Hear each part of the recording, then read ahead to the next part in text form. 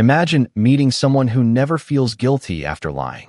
Someone who can look directly into your eyes, promise you something, break that promise the next day, and sleep peacefully that night.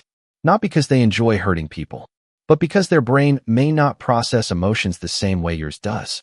This is the world of psychopathy. Despite what movies often show, not every psychopath is a criminal.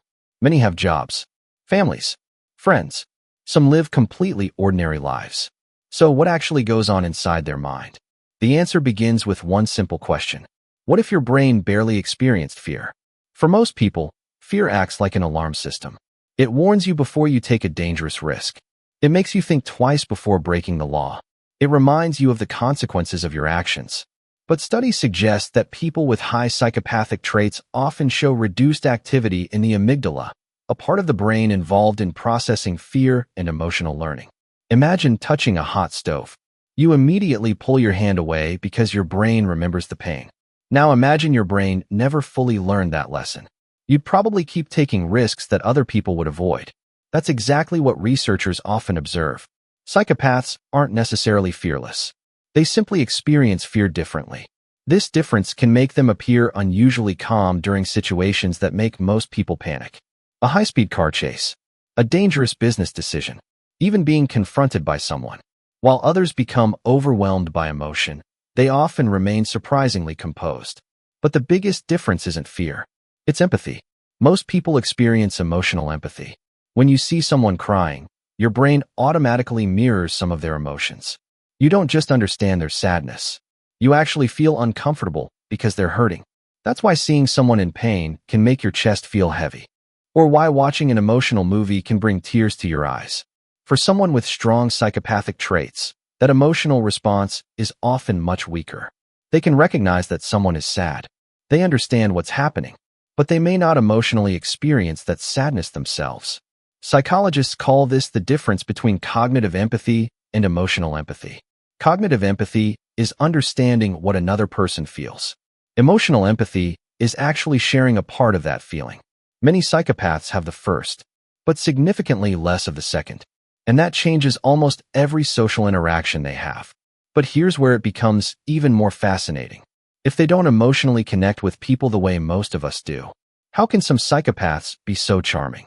The answer lies in something they often understand remarkably well: human behavior. One of the biggest myths about psychopaths is that they can't understand emotions. In reality, many of them can. They just process them differently. Imagine you're playing poker. You carefully watch the other players. A slight smile, a raised eyebrow, a nervous tap of the fingers. Each expression gives you information.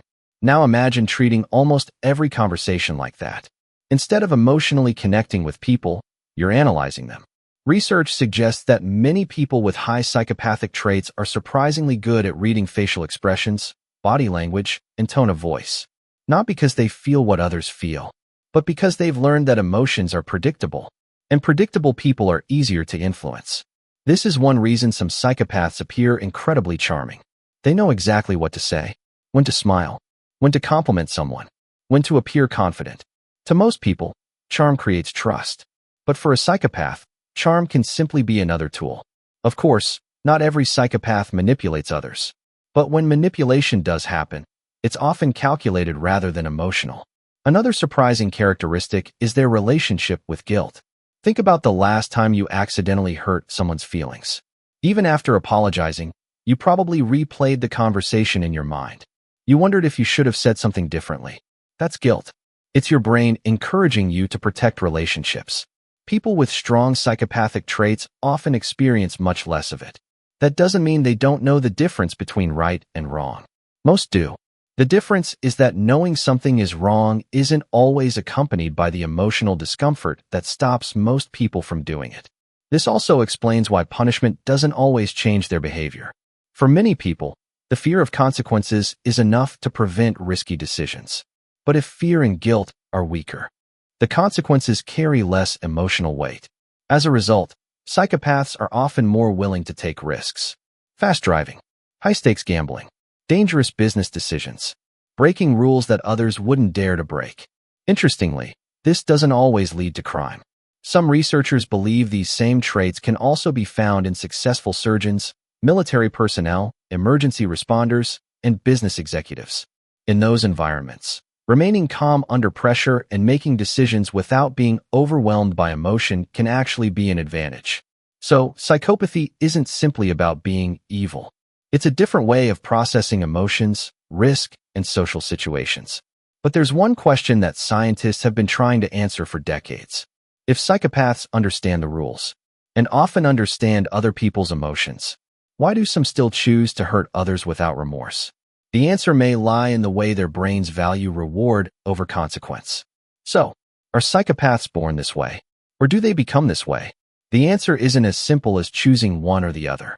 Research suggests that both genetics and environment play a role.